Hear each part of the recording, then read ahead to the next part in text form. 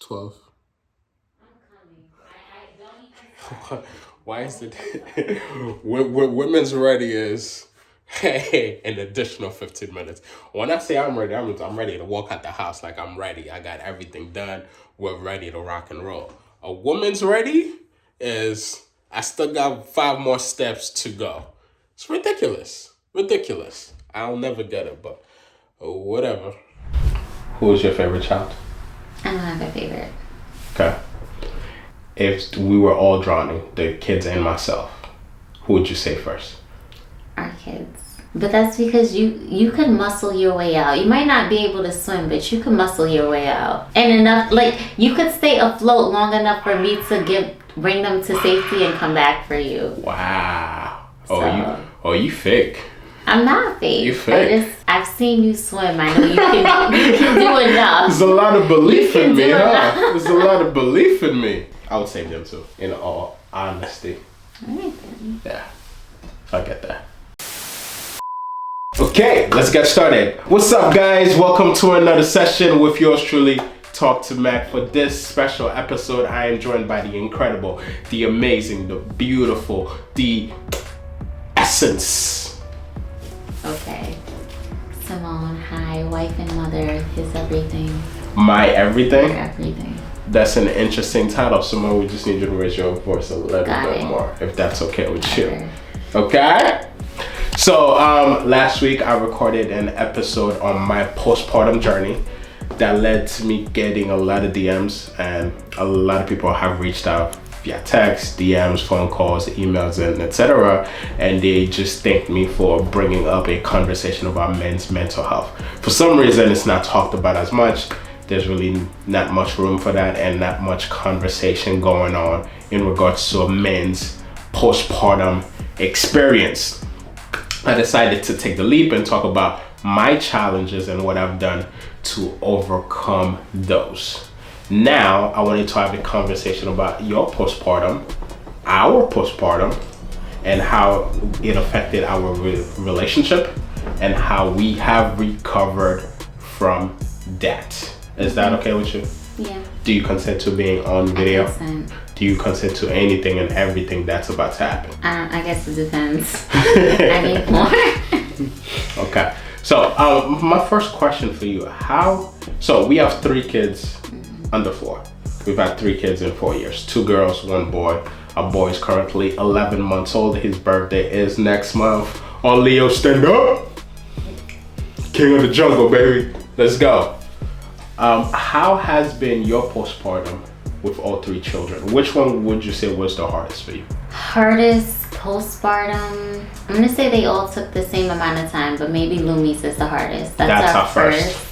Why? And that just was because, I wasn't expecting. I mean, I knew what postpartum was. I looked into it. They even ask you like questions to evaluate you after you give birth, but I guess I didn't really anticipate how I would view myself or my body after having a baby. Okay. I would say for me, our first was the easiest because at that time period, I only had one little person I had to keep alive. And we were living with my dad at the time period, so we had built-in support. When it came to our second, that's when we moved into the castle. That's what I tend to call our home. We left our family behind and we bought a home. And there were a lot of challenges with raising 2 kids by ourselves in isolation to some degree, right? Let's also add in, it was during the pandemic. So Halo, I would say for our second, yes, that was the most difficult in terms of adapting to being in a home. It's just us, you're working, and I was not working at the time. So it's me now splitting my time between Lumi and our newborn. Yeah. So that was a difficult time in the upbringing, but still postpartum would be Lumi. Yeah, and I'd also add in that for you, you're very family oriented. Like you and family are very connected, and with our second one, due to the time frame being around the pandemic, we were somewhat disconnected from our family, and that took a huge impact to you. I remember with our first, every member of your family was in that room the next day. Oh, okay. Yeah, But I remember with our first, every person in your family was in that room the next day. Yeah. Everybody. Yeah. But Halo was born on Thanksgiving, so we'll tell you that. To give context. Yeah, so we'll share that story eventually. I'll say for me, the final one was the most difficult because at that time period, like I said in the previous video, I was very front facing. I was doing a lot of things outside of the home. I was traveling practically every month. I was keynotes, workshops, podcasts. I was moving and shaking out here in the streets. And with having 3 children, I really needed to find the balance being present and being a provider. Now, with that being said, I know that just based on society in general, and I'll also add in patriarchy, it's expected that the mother kind of pause or slow down in their careers, their dreams, and their passion projects, while I was able to go full throttle. Is there a part of you that hold any resentment, jealousy, or anger towards me being able to continue toward my career goals, and while you had to pause everything about your life, even your identity, and be a mother? So I wouldn't be. That was a good question, right? It was a lot. It was a lengthy question. I wouldn't say I'm angry or resentful, or what was the other word that you used? Jealous. Just jealous, yeah. No. But also that's just not my character. I'm not like a jealous person. I would say that I did feel sometimes that I was not being considered in how you were allocating your time in doing these activities or business moves that were gonna, help you out long term. Help me out? Help us, yes. So this is how I would have to essentially make sense of it. Not make sense of it, but this is how I viewed it. It's like, okay, yes, I understand that you need to make certain moves because in the long game, it's going to be beneficial to us all. But while I was in it, it was also a lot to be by myself with 3 kids. So that's why I would just say sometimes I feel like you could have done a better job of managing, I guess, departure and arrival back to us. Got it. So yeah, but do you feel that you were taken advantage of? I'm gonna say that honest. I am being honest. I'm gonna say that's a poor choice of words, okay. And just because I also wasn't vocal in the beginning about how I was feeling. So even though I was feeling overwhelmed, it was just I would still manage. So a lot of my feelings were kept inside, and I didn't really express myself to you until I really felt like, okay, I can't. Got it. Like I need a break. Okay. Now, can you let the people know? Well, just to add in, I also, I'm not gonna say to my defense, but I understood that my career required me to be available to different places at times. And I held some resentment toward myself, right? Because after 2 days, man, I'm ready to be back home. I'm missing my kids. I'm missing the hugs. I'm missing taking them to daycare. Like, my life at home and on the road was vastly different, and I preferred my life at home. So a lot of time I would get homesick very quickly. And at times when you would say, oh, well, you get to leave, you get to travel, you get to do this and that, and a part of me is like, it's really not that great, honestly speaking. Well, when you've had it's really nothing not that but great. little people just under you, like you get touched out. Yes. I don't know if it's just a mom thing and how kids interact with their I get moms, that too. but they're on me. Yes. Like even our oldest is still touching my boobs because, well, I breastfed all of them, but they're all still very touchy. Correct. And at times it's just like, can I just breathe? Okay. Like, please. Now, allow that to be the norm, and for 2 to 3 days you have none of that.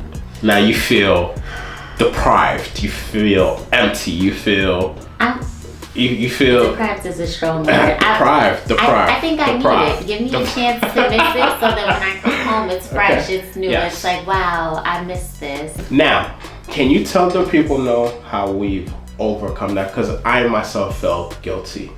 A lot of times when I would call you, I would see how stressed you are and how overwhelmed you are. Also, to my defense, I always made sure that there was another adult within the home with you for some type of support. I am not saying they provided the support that I provided as a father, but you were never alone, in theory. Okay, tell the people on how we've overcome that. What have we put in place? I will answer that, but yes, he would make sure that I had support in the house with me. Grandparents, what's up? Grandparents, yes, but Babysitters, also, what that? when you change their day to day, so their usual dynamic is thrown off, they become even more clingy towards me. So now I'm being myself and you. Got it. Okay. How? So they're great distractions. Which at times is needed and valued and respected. Okay. Yes. What's the game plan on how we're overcoming that now? So now anytime he's presented with an opportunity, we will have a meeting, and then we'll basically do pros and cons, how is this beneficial to us and our family, and again, the long term of things, how this is going to move you forward in your business, and then if it's going to make sense for us as a unit. Is it going to be more work for me than it is a gain for us? Correct, right? So we kind of moved away from what makes sense for Mac as a therapist, as a person, as a brand, to what makes sense for the family. She has veto power. If something's presented to me, I then present it to her. I give her my point of view and my 2 cents. She gives hers. If we cannot reach an unanimous decision, then she has veto power. She gets to tell me no, and that's final. It's very weird. It's something that I had to learn how to get used to, but I'm comfortable with that because when I leave, she has to stay, and she has more of the burden. So that's kind of the system that we've put in place to address that. And a lot of times what I started doing is I bring her with me. We take the kids to the grandkids, and we kind of turn this into a getaway, right? Adult only lustication. Okay. Yeah. That's true. Yeah. But I do not have veto power. I don't view it like that. It's a collaborative effort. Okay. So I don't view it like that. For me and it's a yes for him. And it's just that's when it's a deeper conversation. It's not a deeper Maybe conversation. he's thinking of things that I'm not considering and why it makes sense for you to do it. I would not say I have veto power. I don't like that. I don't want to feel like my word means more than yours. No, it's just. So that's why I say it's collaborative. She's better at business than I am. I find it hard to say no to certain things, but I'm learning, and that's part of me growing as a CEO. So she has veto power. Still not veto power. It's just, so like he said, he doesn't like to disappoint others. Me, I have no problem saying no. No. And I don't need to provide an explanation either. So I think that's something he needs to get comfortable with, is saying no. It's reported that couples that have small children tend to experience a lot of difficulties and challenges in their relationship. The relationship satisfaction drops tremendously. What has been the cheat code to us being able to navigate 3 under 4 and be as strong as we are now, from your point of view? Communicating and being intentional with how we're spending our time. Okay. Those are label words. Can you define that? Can you give more specifics? So us telling each other exactly what we need. So at a bare minimum, our needs are met. So take them kids out of the house. I need to shower without nobody interrupting me. Yeah. Yes, ma'am. And also, like I said, being intentional with our time. So before, our mistake was we were waiting until the end of our days to try to have alone time. So work, kids, and then after bedtime, we'll find each other. But at that point, we're both already tired, and usually me, I'm tired. He's willing to stay up, I'm not. Because I gotta get up with our youngest. So now we gotta get up with our youngest. Okay, go ahead. Another conversation. So now we just make sure that throughout the day, even if it's just 10, 15, 20 minutes, we're connecting. Right. And also the shift that we had to make as well is that, so on average, couples that have children only spend 10% of their time together. That's when they get in bed. Of making sure that when we're together in bed at the end of the night, we're just focused on my needs. We're also catering to her needs. She likes to talk, right? So it's being present enough to engage in conversation with her. She likes for us to watch shows together, but could only watch maybe 2 episodes a week, where I can watch TV straight for 12 hours. I'm not a binge watcher. I am. I'm watching Suits for the 9th time. She has yet to finish one full series. I want us to watch it together. Every time he starts it, he keeps going. We are not doing this, right? So, and also I think we develop a lot of routines, right?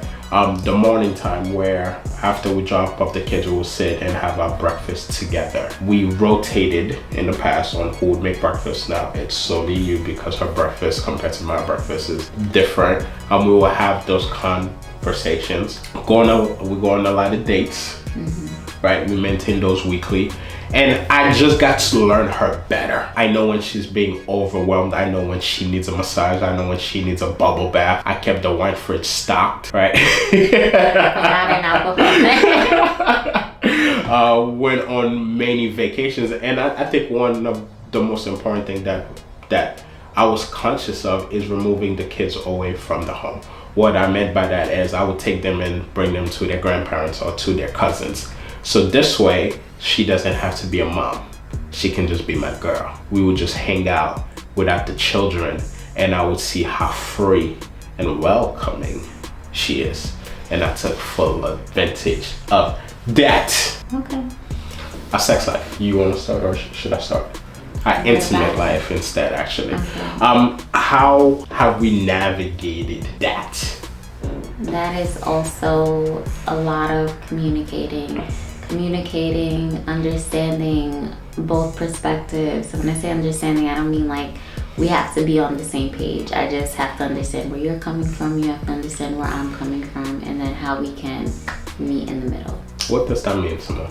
That sounded great, but what does that mean? So be specific. Okay, I can be specific. Keep in mind your family and your parents watch my channel. I'm not gonna say nothing crazy. Cool. Cause she nasty. Right. But my parents are watching, right? Ow. Right. So hey, let's say Mom. I'm tired because it's Thursday. I've been up with our son Monday, Tuesday, Wednesday, every day leading up to Thursday, right? So now he's down. I know the next time he's about to get up for milk, right? So I'm like, okay, cool, I could sleep for 2 hours. And then you'll be like, you want to sleep for 2 hours? That's how you want to spend that time? Got some other plans for 2 hours. Yeah, and it's just like, okay, but that's because you can go to sleep after. I won't. He'll be up, and then I just miss my opportunity to sleep. So instead of it being, well, you want to be intimate and I want to take a nap for that 2 hours. We would do both. That would be one example of a compromise, yes. Or just like, if we're gonna talk for a few minutes, you hold me, and then we're some level of intimate. Or we just decide, okay, so then we'll skip today, but then I gotta catch you tomorrow. Yeah. We have to, there has to be a rain check. You gotta pull up on my door. Ring the doorbell.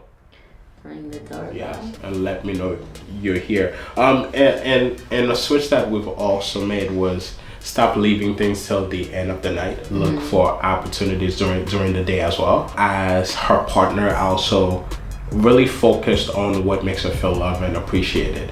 What stresses can I relieve from her? I engaged in a lot of chore play.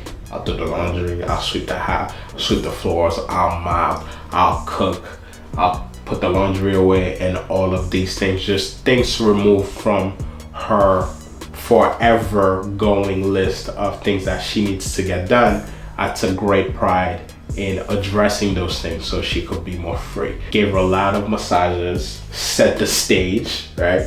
Some lights, some candles and things like that to help her get in a romantic space versus her feeling like I was just looking for her to have my needs met.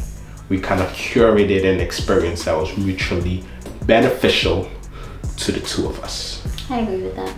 Now she can't keep her hands off me. I have self-control, I can. We started to also work out together. Yes. Right, Brian, as you guys know, is my trainer. He's also her trainer. How do you feel about Brian? As a person, he's a nice guy. He's a nice guy and he's one of your best friends. So, love Brian, just not in the gym. Correct. Me neither. I can't stand him inside the gym.